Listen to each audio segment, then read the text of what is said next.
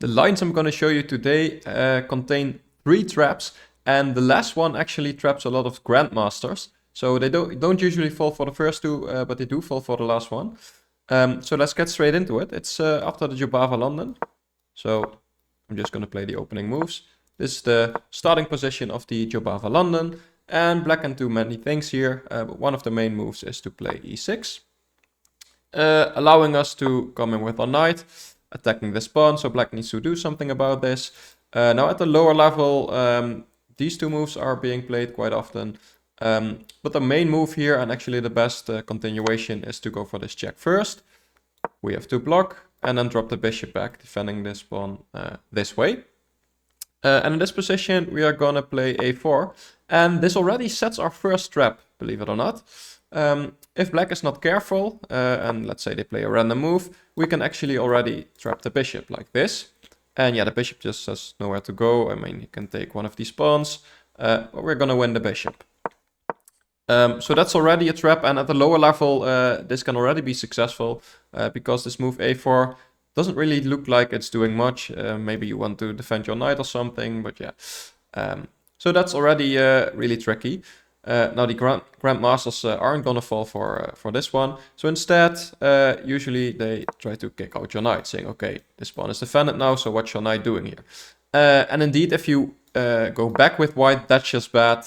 Black is slightly better here. But instead, we're gonna counterattack the bishop, saying, okay, maybe this is just a trade. And here there's quite a few things black can do. But the most obvious one, and all the lines work for white, I'm just going to show the most obvious one because that contains all the nice traps, is to take the knight. And in this position you might think, okay, we're just going to take back the bishop, they're going to take the pawn, and yeah, we have quite an equal game. But instead we're actually going to take here. And the main idea is that the bishop is still pinned, so if they move the bishop, we're going to win the rook. So they can't really do that. So we're going to win the bishop back anyway. But we've also won a pawn here, so our main idea is to keep this pawn and basically be a pawn up. And also have, let's imagine they play a random move. This is really strong, and white is basically winning at this point. So that's what we're trying to accomplish. Obviously black is not gonna let that happen. So usually they are gonna attack our pawn. So if we take the bishop now, they get a pawn for it. And this is quite equal, but yeah, it's not what we want, because we're not up any material. This pawn is more of a liability than anything at this point, so that's not what we want. So after they play c6, we're just gonna play e3, and we're defending this pawn, and this bishop still can't go anywhere because we're still gonna win the rook. So they're gonna put more pressure, now having 2 pieces there. So again, if we take here, they're gonna win this pawn, same thing basically.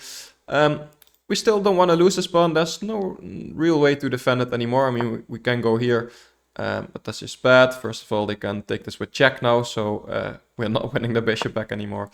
But instead, we're gonna push it. And it looks like we're just giving it up anyway, because they can take with the queen. And that's actually the best move by black. But here comes our second trap. This is the position where we can actually take the bishop. And it looks like black can just take the pawn here, and yeah, now we didn't win a pawn at all. In fact, we lost one, so what are we doing? But here, our bishop here is really important, because this knight is suddenly available for capture. And we've just won a piece here. So, again, this is the second trap in the opening.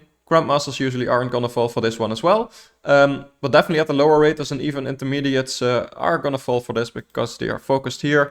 They see they can win the pawn, and they forget that the knight is here. Also to go back here, you could try some things like taking the knight first, and after they take back, then taking the pawn. But now it's not a trap, because yeah, they can't take here, so it's obvious they have to move the queen. So it's better to take first and set that little trap. If they notice this, they basically have to move their queen, because they can't take with the queen as well, because we're just going to take the queen. And going back is really passive. It's also not the best. Actually, the best continuation, and grandmasters will find this, is to go to b2. And this is actually where we can set our third trap, and this is the one where also grandmasters are falling for. And it's a quiet move, surprisingly. It's just knight e2. And it looks like we're just defending the pawn because the queen was attacking it. And yeah, we're just going to play a game for here. We're going to fight for the b file, and that's it. And the queen looks quite safe, right? I mean, if you're playing this, the queen has 2 squares. From there it can drop back. So it doesn't really look like anything's happening. So black castles. And this is actually a losing mistake, especially at the grandmaster level. You're not going to recover from this. But it's quite difficult to find. Like I said, if we attack the queen, it might look like the queen is getting trapped. But it's just going to get out here. And yeah, it's still an equal game. But yeah, we've not really trapped them. But instead, we're going to bring our bishop to d6. And this is quite a difficult move to find if you're trying to trap the queen. Because you're looking around here, this area. But instead we're gonna attack the rook. And the engine actually already says that it's probably best to just leave the rook. It's changing its mind, it's saying c5 is a good move. Yeah, we can just win the rook here and we've won an exchange. Like I said, at the grandmaster level, being up an exchange is huge. But instead they can try to save the rook, which is also about the same evaluation for the engine. But in this case, we are going to drop our bishop back to attack the queen. And it still looks like we're not trapping the queen, because the queen can come here. Notice this knight move we made earlier blocks the knight. And we're going to move that knight, and it doesn't really matter where we move the knight. But the best is actually to go to f4, just because it's the most active square. And that's a discovered attack against the queen. Now still, the queen is not trapped because they can take this pawn, which is their only move to save the queen. But in this position, and that's actually quite an important move, it might be tempting to attack the queen like this because it looks like a double attack, but instead we're just losing a rook here. We can take the queen, but then they take back, and that's just bad. So instead, you might have seen it, we're gonna go back to b2. Attacking the queen. Now if they take, we're going to take with the bishop, and we've just won the queen, so they can't do that. But it looks like they can still save the queen, right? But the problem is, if they do, and the best move is actually to go to b6, this rook is undefended. So that's a recurring theme. We're going to take the rook here. They can take a bishop for it, so it's only an exchange we won.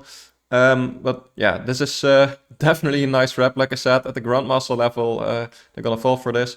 Just to show the best continuation is to go here. Just trading some more pieces. We're up an exchange. This is also an X-ray defense of our c-pawn.